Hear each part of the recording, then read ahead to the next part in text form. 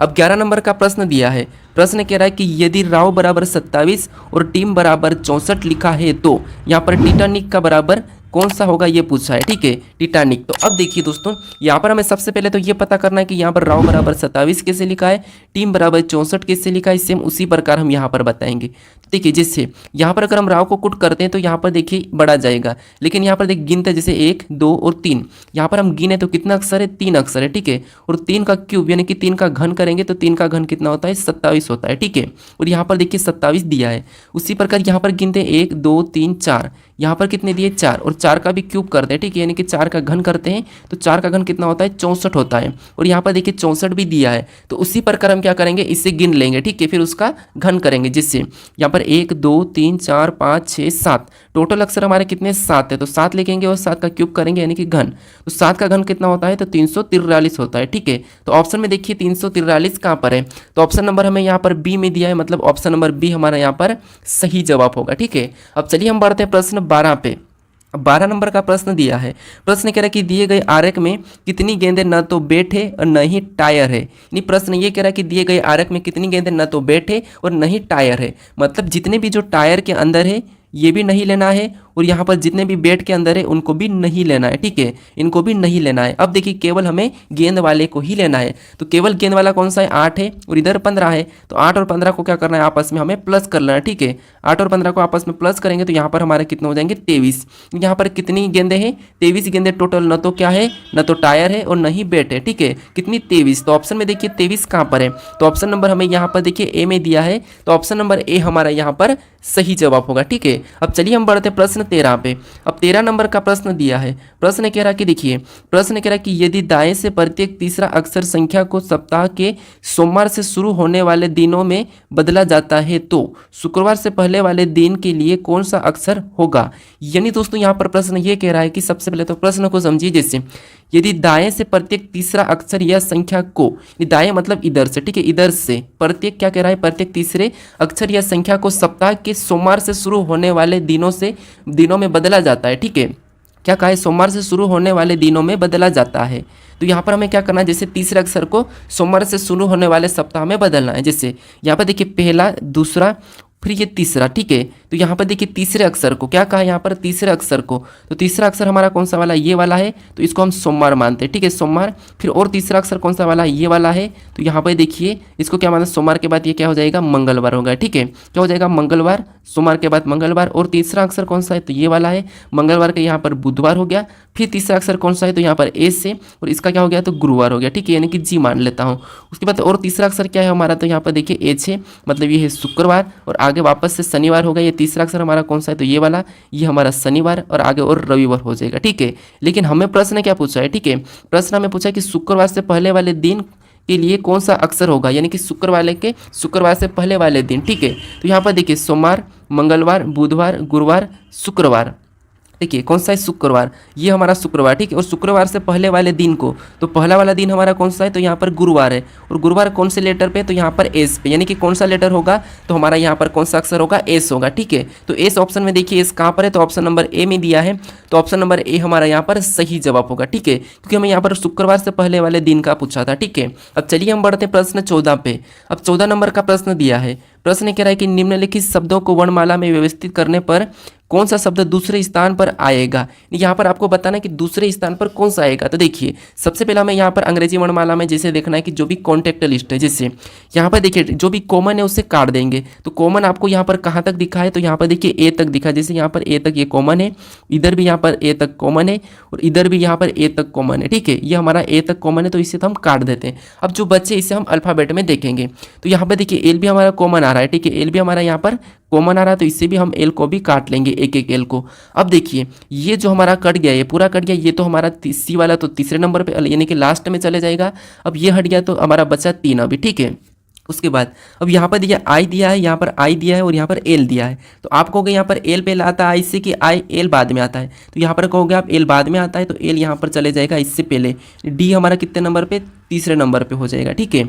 उसके बाद अब हमारे पास दो बचे, ठीक है, ये हमारा हट चुका है, अब हमारे पास दो बचे। तो यहाँ पर आई और हमारा यहाँ पर आई कॉमन है, तो इसे भी हटा लेंगे। अब हमारे पास यहाँ पर देखिए एस दिया है और यहाँ पर टी दिया है, ठीक है। तो यहाँ पर देखिए टी पहला आता है या एस आता है अल्फ़ाबेट में, तो आपको यहाँ पर एस आता है, तो एस यानी कि ए नंबर वाला पहले हो जाएगा और बी नंबर वाला दूसरे नंबर पे हो जाएगा। ये पहले नंबर पे, दूसरे नंबर पे, तीसरे नंबर पे, चौथे नंबर पे। अब देखिए हमें यहाँ पर पूछा था कि दूसरे स्थान पर आएगा, ठीक है, यानी कि दूसरे स्थान पर कौन सा शब्द आएगा, तो दूसरे नंबर पे हमारा ऑप्शन बी आ रहा है, ठीक है। क्या आ रहा है? Option number B. तो ऑप्शन नंबर बी हमारा यहाँ पर कौन सा होगा? सही जवाब होगा, ठीक है। अब चलिए हम बढ़ते प्रश्न 15 पे। अब 15 नंबर का प्रश्न दिया है। प्रश्न कह रहा है कि यदि दी गई व्यवस्था का प्रयोग करके एक पासा बनाया जाए तो पत्ता फलक के सामने कौन सा भाग होगा? नहीं, हमें यहाँ पर क्या करना है, पत्ता वाले फलक का विपरीत बताना, ठीक है। तो देखिए हम क्या करेंगे, यहाँ पर एक छोड़ के एक चलना है, जब भी विपरीत बताना है। तो जैसे यहाँ पर देखिए तना का पत्ता होगा, ठीक है। उसके बाद और भी देखना, हमें सबका पता करना है। तो फूल का क्या हो जाएगा? फली हो जाएगा, और फल का हमारा बीज हो जाएगा। और हमें यहाँ पर किसका पूछा है? तो हमें यहाँ पर पत्ता का पूछा है। तो पत्ता का हमारा क्या है? तो यहाँ पर पत्ता का हमारा तना है, ठीक है। पत्ता का क्या है? तना है। तो तना ऑप्शन नंबर ए हमारा यहाँ पर सही जवाब होगा, ठीक है। देखिए फूल का कली है, तो ये कैसे? तो जब भी आपको विपरीत बताना है तो यहाँ पर कोना और भुजा मिलनी नहीं चाहिए, ठीक है। तो यहाँ पर किसी भी की कोना और भुजा नहीं मिला है। ऑप्शन नंबर हमारा यहाँ पर ए वाला सही जवाब होगा, ठीक है। अब चलिए हम बढ़ते हैं प्रश्न 16 पे। अब 16 नंबर का प्रश्न दिया है। प्रश्न कह रहा है कि दिए गए कथन को सत्य मानिए और बताइए कौन सा निष्कर्ष कथनों का तार्किक रूप से अनुसरण करता है। यानी दोस्तों यहाँ पर जो कथन दिया है इसके बारे में निष्कर्ष से क्या कह रहा है, हमें ये बताना है, ठीक है। तो देखिए जैसे यहाँ पर हमारा पहला कथन दिया है, कथन कह रहा है कि प्रत्येक सही गलत है। ये जितने भी जो सही है, ठीक है, ये जितने भी सही है ये क्या है? गलत है। मतलब ये गलत के अंदर आ जाएंगे, ठीक है। क्या हो जाएंगे? गलत के अंदर आ जाएंगे, यानी गलत का मैं जी ले लेता हूँ। उसके बाद अब देखिए दूसरा कह रहा है कि कोई भी गलत ठीक नहीं है। कोई गलत ठीक नहीं है, मतलब ठीक मतलब यानी कि टी होता है, ठीक का टी लेता हूँ और इसको अलग ले लेते हैं, इसका कोई भी आपस में संबंध नहीं है, ठीक है। अब देखिए इसके बारे में हमें निष्कर्ष से क्या कहा है ये बताना, ठीक है। क्योंकि जो कथन का है, अब आप यहाँ पर कहो कि प्रत्येक सही गलत है, तो इसको हम कैसा डायग्राम बनाएंगे? तो इसको आपको इस डायग्राम के माध्यम से समझना है, ठीक है। अब देखिए निष्कर्ष से क्या करा है, तो निष्कर्ष से करा कि कोई भी सही ठीक नहीं है। कोई सही ठीक नहीं है, तो ये बात सही के सही और ठीक का कोई संबंध नहीं है। तो ये तो हमारा पहला वाला निष्कर्ष तो सही कह रहा है, ठीक है। कि दूसरा देखिए कुछ गलत सही है। अब दूसरा क्या कह रहा है? कुछ गलत सही है। तो ये बात भी सही कि कुछ गलत सही है। जब सारे सही गलत है तो कुछ तो होंगे, इसलिए दूसरा भी सही कह रहा है, यानी कि दोनों हमारे अनुसरण करते हैं, ठीक है। तो ऑप्शन में देखिए तो सभी कहाँ पर है? तो ऑप्शन नंबर ए में दिया है, तो ऑप्शन नंबर ए हमारा यहाँ पर सही जवाब होगा, ठीक है। अब चलिए हम बढ़ते प्रश्न 17 पे। अब 17 नंबर का प्रश्न दिया है। प्रश्न कह रहा है कि दी गई आकृति में कितने त्रिभुज की संख्या है? इस आकृति में कितने त्रिभुज की संख्या है यह हमें बताना है, ठीक है। तो यहाँ पर देखिए हम क्या करते हैं, जब भी आकृति को सोल्व करते हैं, जैसे इस तरह का भाग दिखता है, ये हमारा देखिए ये हमारा इस तरह का भाग दिखता है, तो हमें क्या करना है, इनमें गिन के ना इसको डबल कर लेना, ठीक है। क्या करना है? डबल। जैसे यहाँ पर 1 2 3 4, तो 4 का डबल कितना होता है? 8। तो इसमें 8 हो गए, इसमें भी 1 2 3 4, तो 4 का डबल कितना? 8, तो इसमें भी 8 हो गए, ठीक है। अब हमें सिंगल को गिनना, सिंगल गिनेंगे तो 1 2 3 4 5 6, टोटल हमारे सिंगल कितने? 6। तो हम क्या करेंगे, इसमें 6 को भी जोड़ लेंगे। उसके बाद और भी हम देखेंगे कि कहाँ से बन रहा है। तो देखिए कहाँ से बन रहा है, तो एक तो हमारा ये यहाँ से बन रहा है, ठीक है। कहाँ से? एक यहाँ से बन रहा है और एक हमारा इधर से बना है। तो 2 तो हमारे यहाँ से बने, तो इसमें हम 2 को भी लिख लेंगे। फिर 2 हमारे सेम तरीके से यहाँ से भी बने, ठीक है। ये 2 हमारे सेम तरीके से यहाँ से बने हैं और यहाँ से भी 2 बन रहे हैं, ठीक है। तो 2 को हम और ऐड कर लेंगे, यानी कि सभी को ऐड करेंगे तो 8 और 1, देखिए यहाँ पर देखिए सभी को ऐड करना। लेकिन और भी हमारा बन रहा है, कहाँ से बन रहा है? तो एक तो हमारा ये बड़ा वाला इधर से बना है, ये वाला, और एक हमारा इधर से बड़ा वाला ये बना है, ठीक है। तो 2 हमारे ये 2 को भी हमें इसमें ऐड करना है। अब सभी को जोड़ेंगे तो देखिए 8 और 2 कितने होते हैं? 10, 10 में 6 को जोड़ेंगे तो 16, और 16 में 2 जोड़ेंगे तो 18, 18 में 2 जोड़ेंगे 20, और 20 में 8 जोड़ेंगे तो 28। सभी को जोड़ने पर कितना हो रहा है? 28, यानी इस आकृति में कितने हैं? 28 त्रिभुज है, ठीक है। तो ऑप्शन में देखिए 28 कहाँ पर है? तो ऑप्शन नंबर डी में दिया है, मतलब ऑप्शन नंबर डी हमारा यहाँ पर सही जवाब हो जाएगा, ठीक है। अब चलिए हम बढ़ते हैं प्रश्न 18 पे।